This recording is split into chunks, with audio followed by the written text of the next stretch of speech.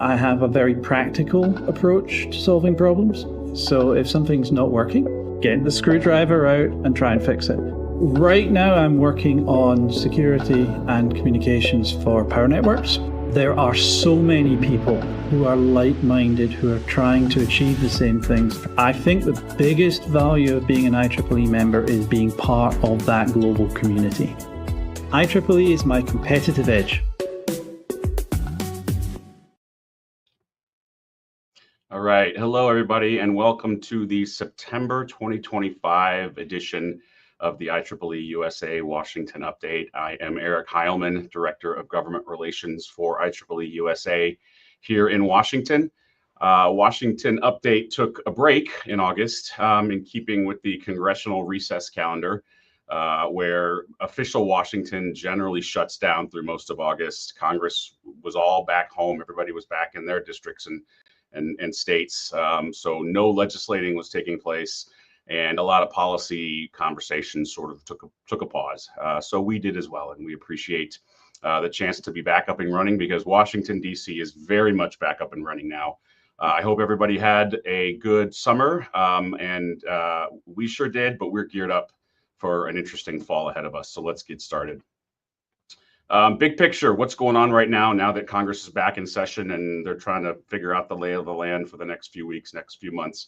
We'll talk about a good handful of these, some of which we won't, but this is sort of just the big picture list of what Congress and the White House are facing and dealing with and talking about and giving interviews about and trying to legislate on as they get back from recess. The federal appropriations process, we'll talk about that right off the gate, top front and center for a lot of folks, including us. The recurring theme of the yearly National Defense Authorizations Act, the NDAA. We'll talk a little bit about the domination situation in the Senate. And then there are a lot of other issues related to White House actions in crime and immigration, tariffs and trade, and other matters that are consuming bandwidth for lawmakers and legislators and policymakers here in Washington. And as always, when we get close to the end of a fiscal year and an end of a calendar year, Congress starts facing these deadlines, dates by which pieces of legislation that were passed last year, 5 years ago, 3 years ago, are coming up for renewal or reauthorization. And if no action takes place, then they expire. This tends to be action forcing items that sort of bring out interesting dynamics in partisan and bipartisan negotiations. A lot of these pieces of legislation attract miscellaneous bills and legislations that are looking for things to ride on to pass. So this is just sort of a high-level list of some of the programs that expire soon. I've highlighted and read the ones that we care about and that we are interested in, that we are working on and tracking. But it's an interesting mix right now, varying from, ag policy to healthcare policy to small business technology. So this is just sort of another slide that gives an indication of what Congress is looking at in the next few weeks and months. But front and center really is the appropriations process. As I think everybody knows, if you've been tuning into this program for any length of time, at least a year or so, you'll know that we always talk about a potential shutdown, and that is certainly the case again this year. The current fiscal year ends at the end of this month, and if Congress does nothing, October 1, we will all wake up and the federal government will be shut down. The likelihood of that happening right now is pretty low, although the next few weeks, the next couple of weeks really will determine where we go and how that likelihood may shift as we get closer. Not surprisingly, the various organizations, the various groups that are part of this conversation, the Trump White House, the Senate, and the House, are in very different places, although they're not as far apart as they have been in the past or as similar negotiations have played out. I think you know what a CR is. We've talked about a CR a lot. A continuing resolution, which is a piece of legislation, is law that essentially keeps the federal government open and funded using the existing federal budget numbers as opposed to passing new numbers, which is what they're supposed to be doing. but CRs, which can last a couple of hours or a full year, have kind of become the norm because Congress runs out of time, can't come to an agreement, but certainly doesn't want the government to shut down. So they just pass these CR bills to make sure the trains keep running. That's likely what's going to happen come September 30th. And if you also recall, the House and Senate put together their appropriations pieces in through different pieces of legislation. There are 13 bills, separate bills, that make up the budget, essentially, that needs to be passed. The House has passed a good handful of those 13. The Senate is much further behind. And so there's always conversation about different ways to get the pieces that have passed to ride along with a continuing resolution for the rest of the government agencies that Congress has not acted on, and kind of package them together. That's where we're headed right now. And to their credit, the governments who are the Democrats who are in the minority and could play spoiler here or could force the majority Republicans' hands in some ways that could be politically uncomfortable or lead to a shutdown that then becomes a blame game. Democrats are looking to negotiate. They want to be part of the conversation and part of the solution. Nobody wants a shutdown. So right now we're in a pretty good place a few weeks out, and we'll see how things play out. In the meantime, the White House continues to do a lot of very interesting things with its spending authority, with the budget that it has, with money that has been appropriated by Congress already for existing programs and agencies. They're coming up with very creative ways to make changes without congressional approval, potentially against congressional mandate, and if you ask some, in ways that may be illegal and unconstitutional. So the White House did another rescissions package. They're calling it a pocket rescission this time, similar to a pocket veto. I won't get into all the machinations and oddities of all that. But this one was also focused on foreign aid funding. If you recall, one of the last rescission packages that the White House pushed through that this time Congress did approve was also focused on foreign aid reduction. So that was sort of a weird twist in the middle of all these negotiations that are going on right now. So what does this all mean for us and for the agencies and the funding levels that IEEE cares about, that IEEE-USA, its policy committees, its leadership, its board of directors supports and wants to prioritize? Our friends at AIP, the physicists, have done a really good job of tracking a little bit more of the details on some of these agencies. And what's fun to note here is that while all the talk, and rightly so, is about the drastic reductions in funding for a number of federal government agencies, but in particular the R&D and research agencies that we care about, there still is a bit of a push and pull between what the White House wants by way of its budget request and what Congress actually ends up passing.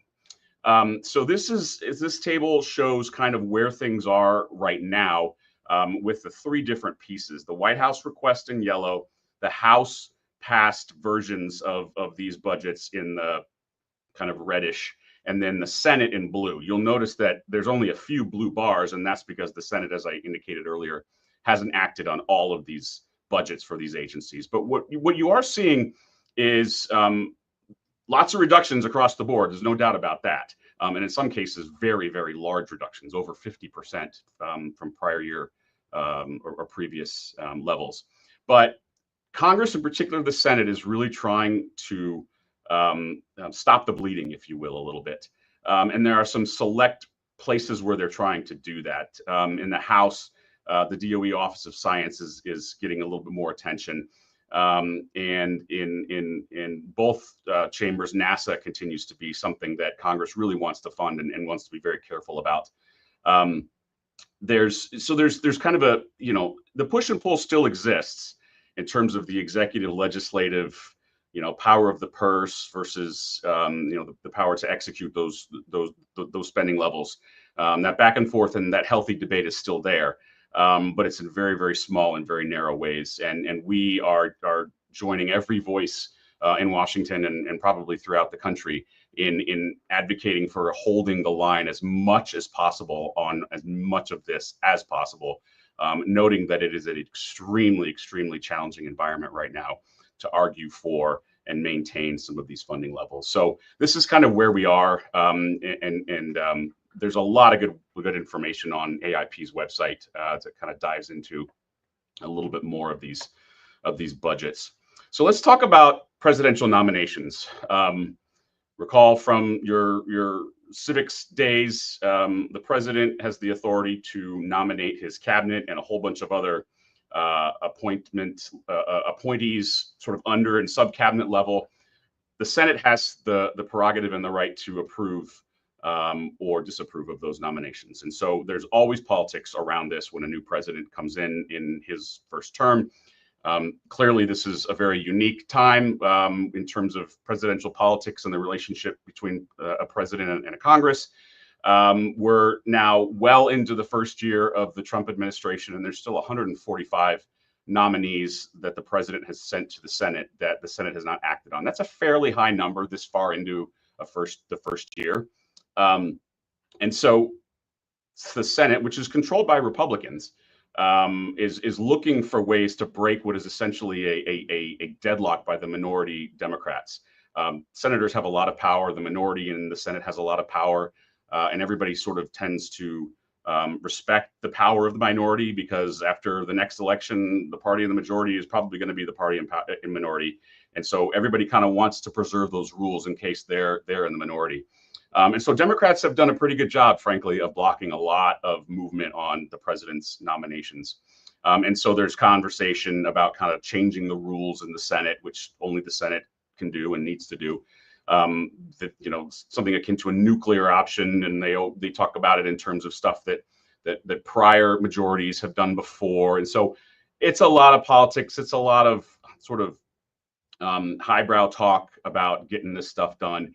But what's important for us is not really sort of a value judgment on these particular nominees and their qualifications and credentials, but the roles that they have been nominated to serve. And in many cases, these are individuals who, if confirmed by the Senate, would go into positions in government that have oversight, that oversee really important federal programs, federal agencies that we work with, that we need to work with, that we believe we can partner with on a lot of what we're trying to accomplish.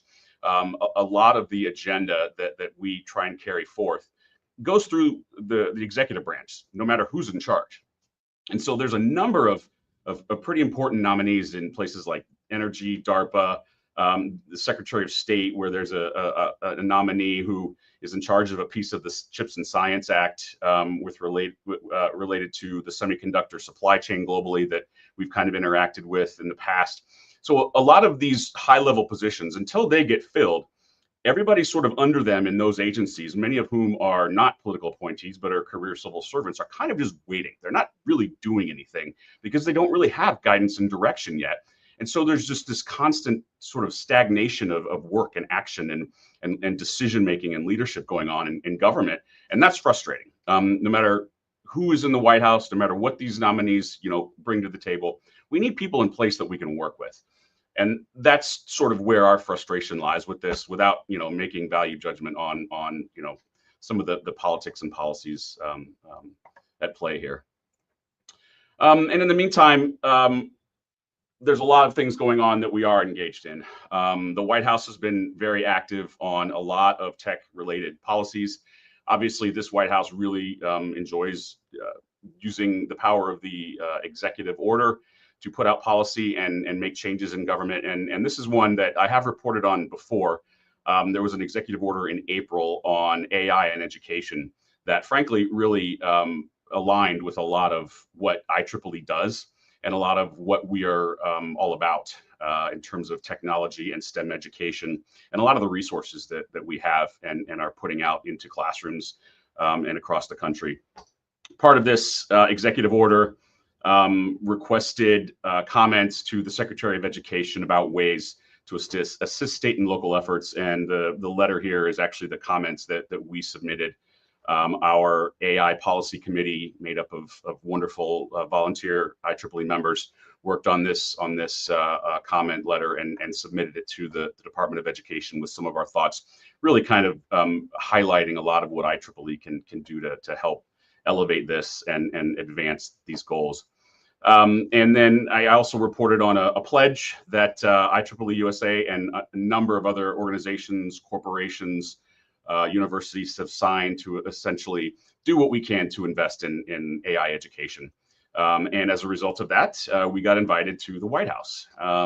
So we will have a representative at the White House today for the first meeting of the White House Task Force, or a meeting of the White House Task Force on artificial intelligence education, which was created by that executive order. So these are places where we don't need to throw bombs to complain.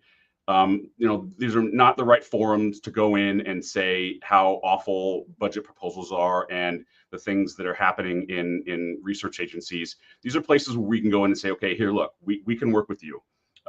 We have resources, you have policy goals.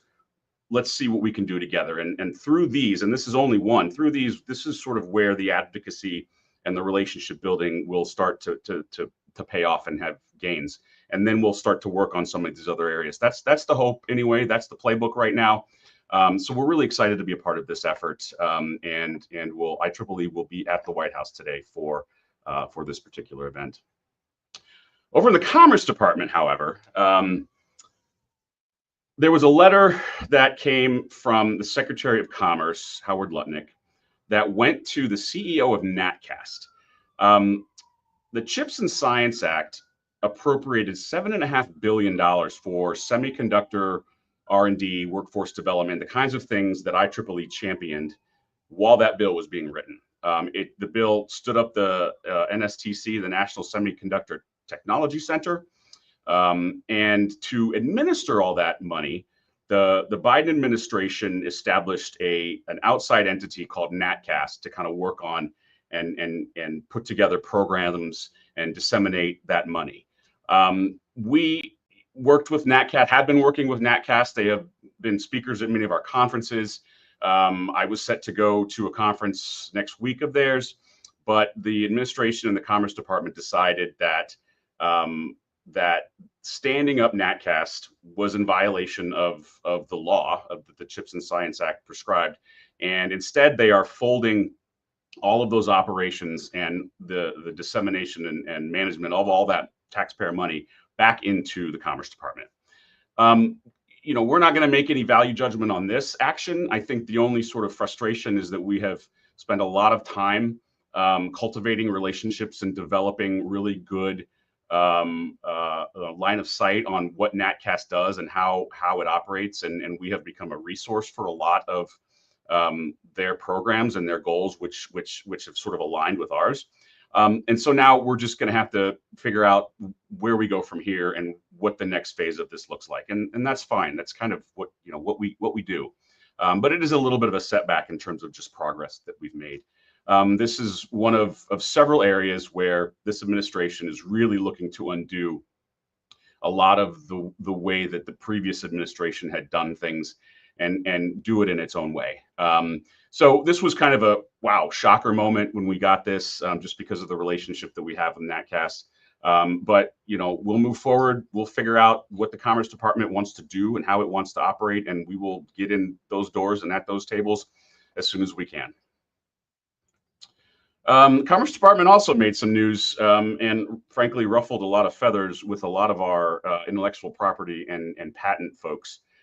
We have an IP policy committee made up, again, of great volunteer members who work in this space and have done a lot of work for years in preserving the patent system. There's news reports that came out about a new fee system that the Commerce Department was looking to unveil. Without going into too much detail, there was a lot of concern about what this would mean for the IP system as it exists throughout America and has existed for a long time.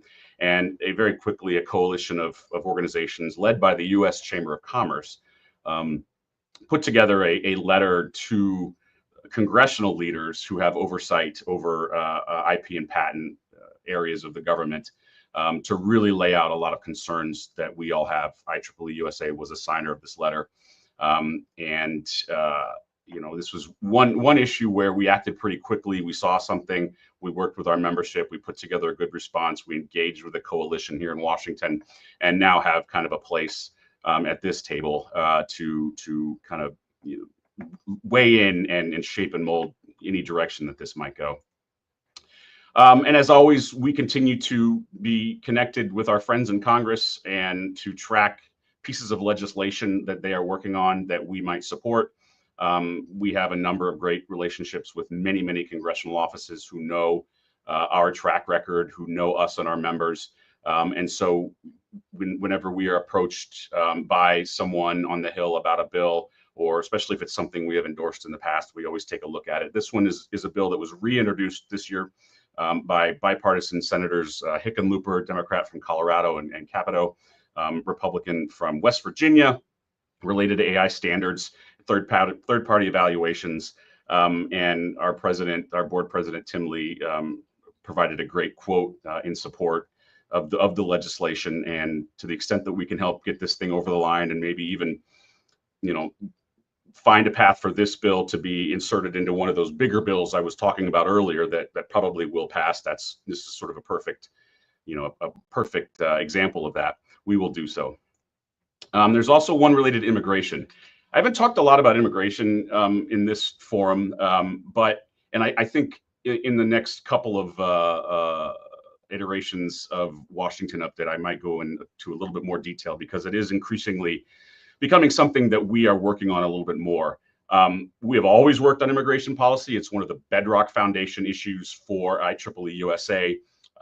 We have been at the table at every major legislative and policy debate around changes to immigration laws for decades now.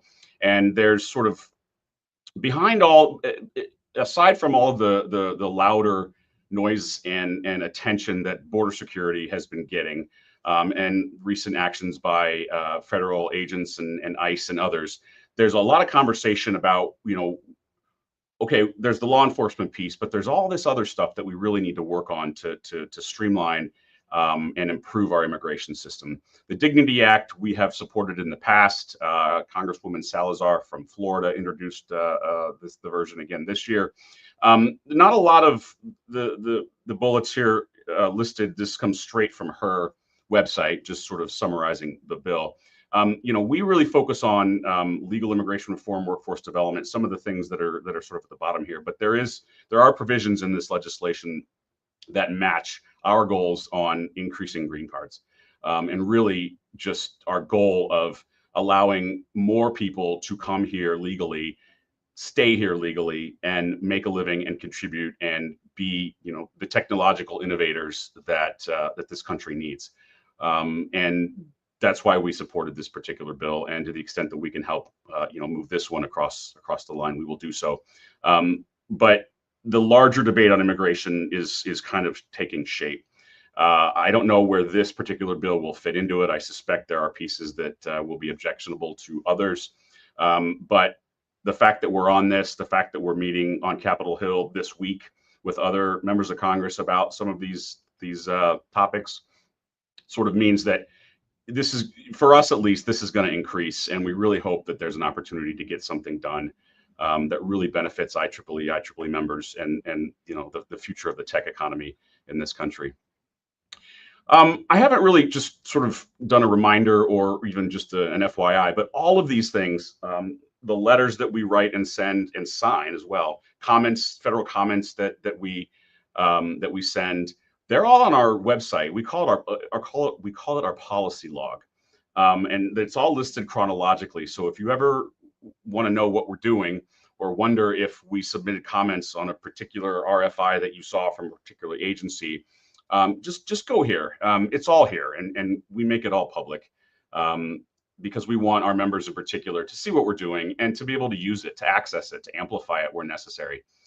So to the extent that you want to kind of just peruse a little bit of our actions, and this is by no means everything we're doing. That last piece of legislation, I don't think we signed anything or made any public statement. We just got approval from our board to endorse it and just gave them a verbal endorsement of, so we didn't write anything, but a lot of what is written and signed is on this log.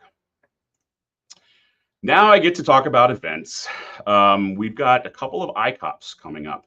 Recall the ICOPs are our IEEE-USA Congressional Outreach Program events. And this came out of CVD, really, where we wanted to give IEEE members, and particularly YPs and students, an opportunity to have a CVD-like experience and meeting with their members of Congress and staffs, but in the home districts that they live in and in their hometowns and in their home states. So they don't have to come to Washington on one day like CVD is.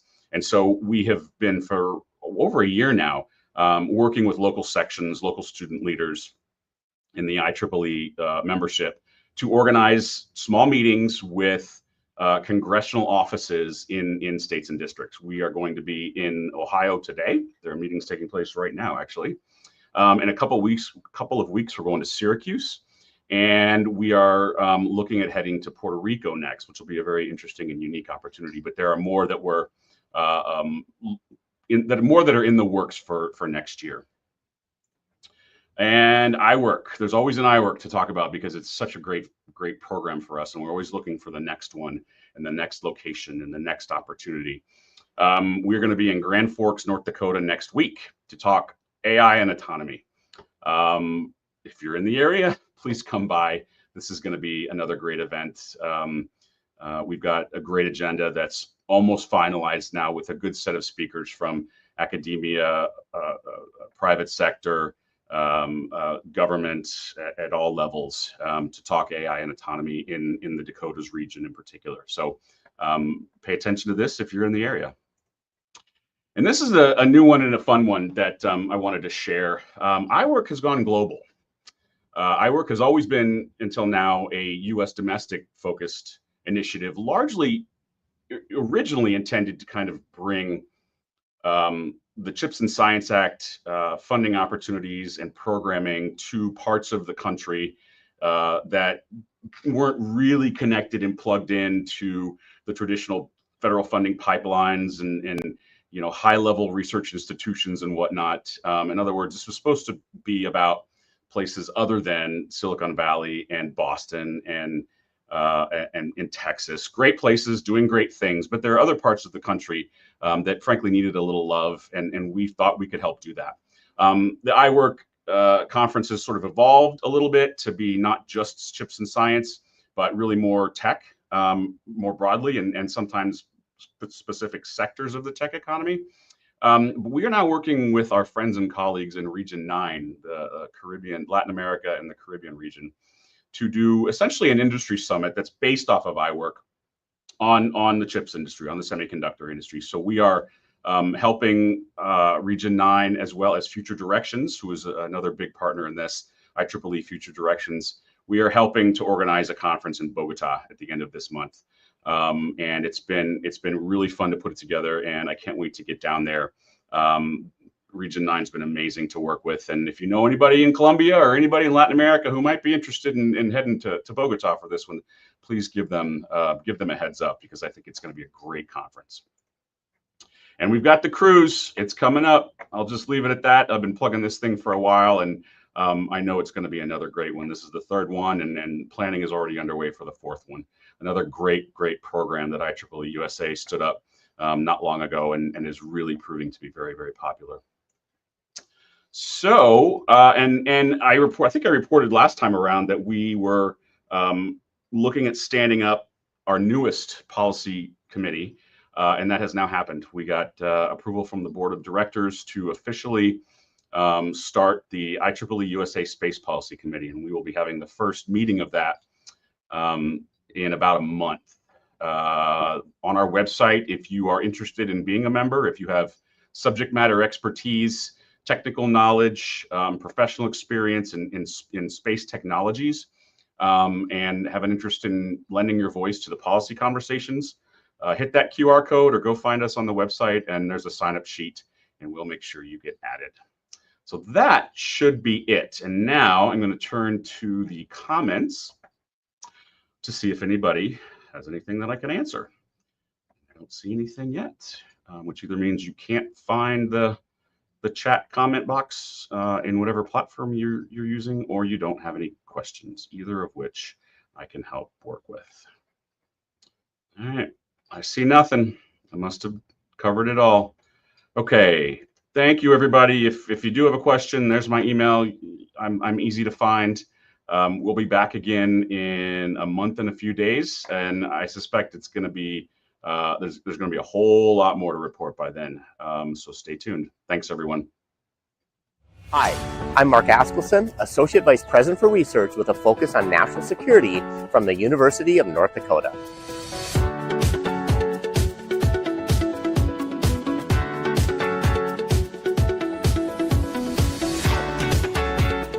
IEEE-USA iWork Summit is where aerospace, space, and defense collide with cutting-edge tech.